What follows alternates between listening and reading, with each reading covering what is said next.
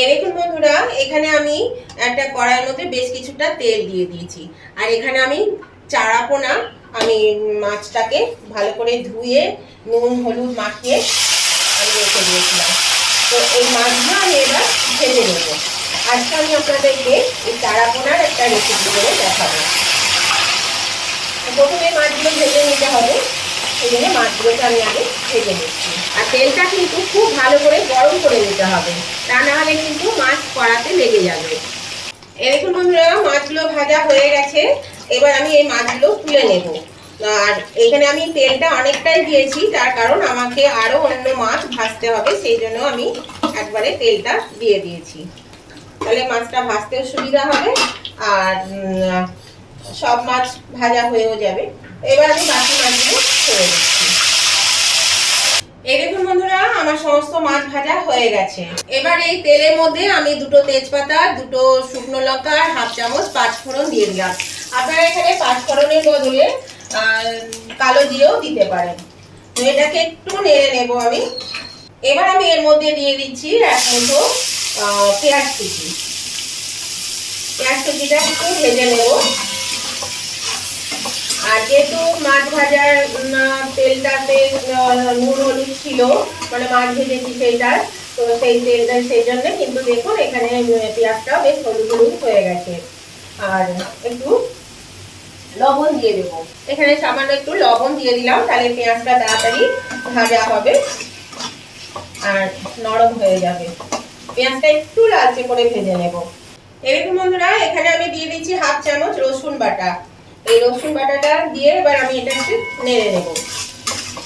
আঁচটা একটু বাড়িয়ে দিয়েছি।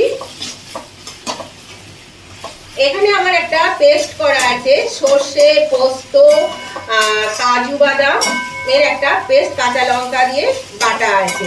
এই পেস্টটা আমার এখানে লাগবে। তার আগে আমি এর মধ্যে দিয়ে দিচ্ছি একটা টমেটোকে। টমেটোটা সিদ্ধ হয়ে যাবে। ঢাকা দিয়ে দিচ্ছিলাম বন্ধুরা, ঢাকাটা আমি খুলে দিচ্ছি। দেখুন টমেটোটা সেদ্ধ হয়ে গেছে, পেঁয়াজগুলো কিন্তু বেশ ভাজা ভাজা হয়ে গেছে। এর মধ্যে এবার আমি কিছু মশলা অ্যাড করব। দিয়ে দিচ্ছি হাফ চামচের মতো আদা বাটা, দিয়ে দিলাম হাফ চামচ ধনে গুঁড়ো, হাফ চামচ জিরে গুঁড়ো, আর দিয়ে দিলাম ঝাল অনুযায়ী একটু লঙ্কা বাটা। এটা দিয়ে আমি ভালো করে এবার নেড়ে নেব। লঙ্কাটা একটু কষিয়ে নেব। এই আদা মশলার যে গন্ধটা সেটা চলে যাওয়া অবধি একটু কষিয়ে নিতে হবে। এটা কষানো হয়ে গেছে বন্ধুরা। এবার আমি এই যে পেস্টটা কাজু, তারপরে পোস্ত আর সর্ষের যে পেস্ট সেটা আমি দিয়ে দিলাম এর মধ্যে। দিয়ে এটা দিয়ে 1-1.5 মিনিট মতন একটু কষিয়ে নেবো। যেহেতু সর্ষে আছে বেশি কষানো যাবে না, সেই জন্য অল্প করে কষিয়ে নিতে হবে। নতুন বন্ধু যারা আমার চ্যানেলে প্রথম এসেছেন তাদের কাছে আমার অনুরোধ, এখনো পর্যন্ত যদি আমার চ্যানেলটা সাবস্ক্রাইব করে না থাকেন তাহলে অবশ্যই আমার চ্যানেলটা সাবস্ক্রাইব করে আমার পাশে থাকবেন। আর পাশে থাকা বেলটা অবশ্যই ক্লিক করে দেবেন, তাহলে আমি যখনই আমার নতুন নতুন ভিডিও আপলোড করব সাথে সাথে নোটিফিকেশন আপনাদের মোবাইলে পৌঁছে যাবে আর সবার আগে আপনারা আমার ভিডিও দেখতে পাবেন। আর আমার উভয় বন্ধুদের কাছে রিকোয়েস্ট, ভিডিওটা দেখতে দেখতে যদি এখনো পর্যন্ত লাইক দিতে ভুলে গিয়ে থাকে তাহলে অবশ্যই লাইক বাটনটা একটু প্রেস করে দেবেন। আপনাদের একটা লাইক আমাকে এগিয়ে নিয়ে যেতে অনেকটা সাহায্য করে। আর যদি রেসিপিটা আজকে ভালো লেগে থাকে, খুব ভালো লেগে থাকে, তাহলে পরে অবশ্যই কিন্তু আপনাদের বন্ধু বান্ধব আত্মীয় স্বজন সকলের কাছে একটু পৌঁছে দেবেন, তাহলে সবাই এই রেসিপিটা পেয়ে যাবে। তার জন্য আপনাদেরকে প্রচুর পরিমাণে একটু শেয়ার করে দিতে হবে। এখানে আমি দেখলেন 1 বাটি জল দিয়ে দিলাম, তো আমি আরেকটু পরিমাণ মতো জল আমি দিয়ে দিচ্ছি। দেখুন বন্ধুরা, গ্রেভিটা ফুটছে, এর মধ্যে নুন দেওয়া আছে, আর একটু নুন লাগবে, আমি একটু নুন দিয়ে দিলাম এর মধ্যে। আর দিয়ে দিচ্ছি সামান্য একটু হলুদ। হলুদ তো দেওয়া হয়নি, সেই জন্য একটু হলুদ দিয়ে দিলাম।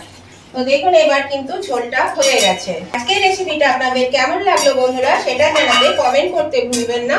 অবশ্যই একটা কমেন্ট করে দেবেন। আপনাদের মিষ্টি মিষ্টি কমেন্টগুলো যেমন পড়তেও ভালো লাগে, আর একটা কমেন্ট আমাকে পরবর্তী রেসিপি বানাতে অনেকটাই উৎসাহিত করে। তাহলে উভয় বন্ধুরা কিন্তু লাইক শেয়ার কমেন্ট করতে একদম ভুলবেন না। তো এখানে আমি এবার ভেজে রাখা মাছগুলো দিয়ে দিচ্ছি। এইভাবে যদি পোনা মাছের ঝাল করা হয় তাহলে কিন্তু খেতে বেশ ভালো লাগে। তবে আমি এখানে যে কাজু বাদাম দিয়েছিলাম ওই সর্ষে পোস্তর সঙ্গে, তো সেটা কিন্তু আমার অন্য রেসিপি করা ছিল, তার থেকে বেঁচে ছিল বলে আমি ওটা দিয়েছি। ওখানে কাজু বাদামটা না দিলেও কিন্তু চলবে, আপনারা চাইলে কাজু বাদাম না দিলেও হবে। তো দেখুন এটা এবার একটু 2 মিনিটের মতন ফুটে যাক। আমি এর মধ্যে দুটো কাঁচা লঙ্কা দিয়ে দিলাম, কাঁচা লঙ্কার গন্ধটা বেশ ভালো লাগবে, সেজন্য কাঁচা লঙ্কাটা দিয়ে দিলাম। আর গ্রেভিটা আমার এরকমই থাকবে, আমার বাড়িতে একটু গ্রেভিটা লাগে, আপনারা চাইলে একদম মাখা মাখা করতে পারেন, তবে এই গ্রেভিটা কিন্তু এতটা থাকবে না। এটা যখনই ঠান্ডা হবে তখনই কিন্তু এটা অনেকটাই টেনে নেবে, শুকনো শুকনো হয়ে যাবে। কারণ আপনারা জানেন সর্ষে পোস্ত কাজু থাকলে সেই গ্রেভিটা কিন্তু ওটা অনেক টেনে নেয়। এটা একটু ফুটে যাক আর 1 মিনিট মতো, তারপর আমি নামিয়ে নেব। এই দেখুন বন্ধুরা, মাছটা কিন্তু ভালো করে ফুটিয়ে নিয়েছি, এবার আমি এটা নামিয়ে নেব। তার জন্য আমি গ্যাসটা এবার অফ করে দিচ্ছি, গ্যাসটা অফ করে দিলাম। এবার আমি মাছটা নামিয়ে নিচ্ছি। তাহলে আজকে কেমন লাগলো এই পোনা মাছের ঝাল বন্ধুরা, অবশ্যই কিন্তু আমাকে লাইক শেয়ার কমেন্ট করে জানাতে ভুলবেন না। আর নতুন বন্ধুরা কিন্তু সাবস্ক্রাইব করে আমার পাশে থাকবেন, আর পাশে থাকা বেলটা অবশ্যই ক্লিক করে দেবেন। তাহলে আমি এটা নামিয়ে নিই আগে। দেখুন বন্ধুরা, আমি নামিয়ে নিয়েছি। তাহলে আজকের ভিডিওটা আমি এখানেই শেষ করলাম। আবার আমি নতুন ধরনের নতুন কোনো ভিডিও নিয়ে চলে আসবো। ততদিন আপনারা ভালো থাকবেন, সুস্থ থাকবেন। Tata, bye bye.